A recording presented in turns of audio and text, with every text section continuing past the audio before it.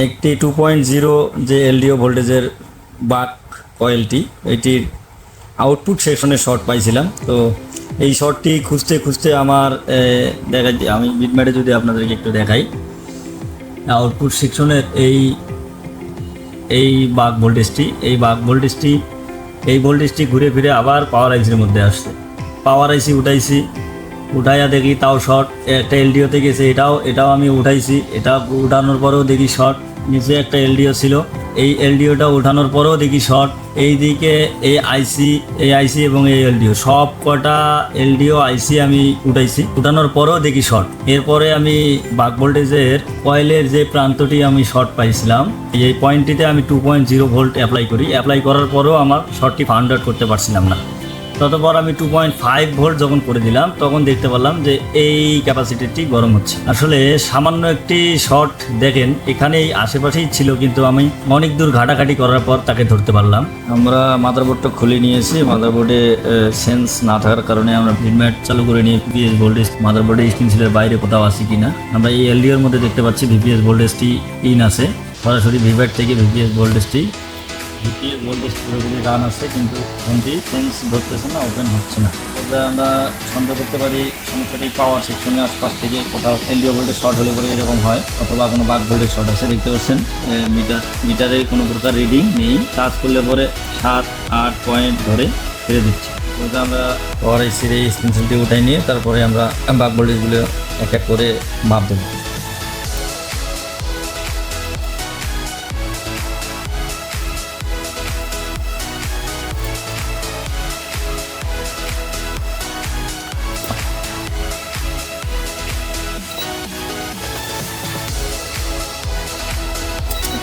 বাক কয়েলে গিয়ার পরিমাপ করে নেবো।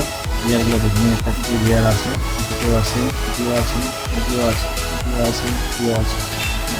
মোটামুটি সব গিয়ার ওকেই পাচ্ছি। একটা গিয়ার মধ্যে আমরা সব পাচ্ছি। ওপরে বর্ণিয়তে দেখে নেব। আমরা এই কয়েলটি ভিডিডি ভোল্টেজ থাকার কথা, এখানে 276 ওহমস থাকার কথা, কিন্তু এখানে 00 ওহমস পাচ্ছি। এই কয়েলটি আমরা উঠাই নেব, উঠে নিয়ে দেখবো যে আসলে শর্টটি আমাদের কোন সাইডে। এই কয়েলটি যেহেতু শর্ট পাচ্ছি, এই কয়েলটি আমরা উঠে নিয়ে দেখবো কোন সাইডে শর্টটি আছে।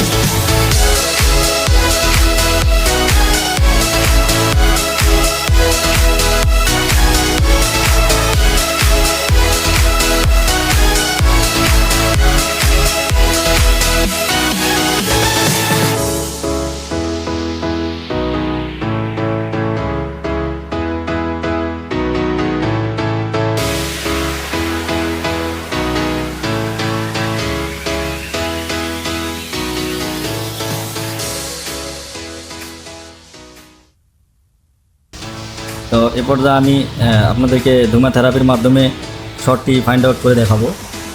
মাইক্রোস্কোপে ভিডিও যদিও চলছে, মাঝখানে আমি কোনো প্রকার ভয়েস দিতে পারিনি, কারণ টোপটি ধরতে আমার অনেক কষ্টসাধ্য হয়ে গেল আর কি। তো আমি আপনাদেরকে দেখাই যে শর্টটি আসলে এই ক্যাপাসিটিটি থেকেই কি না।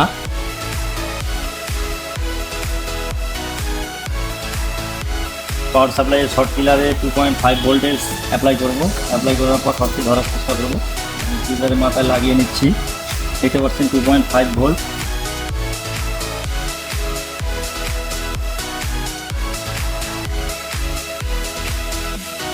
ক্যাপাসিটারটি রিমুভ করে দিয়ে আমরা নতুন ক্যাপাসিটি লাগিয়ে নেব।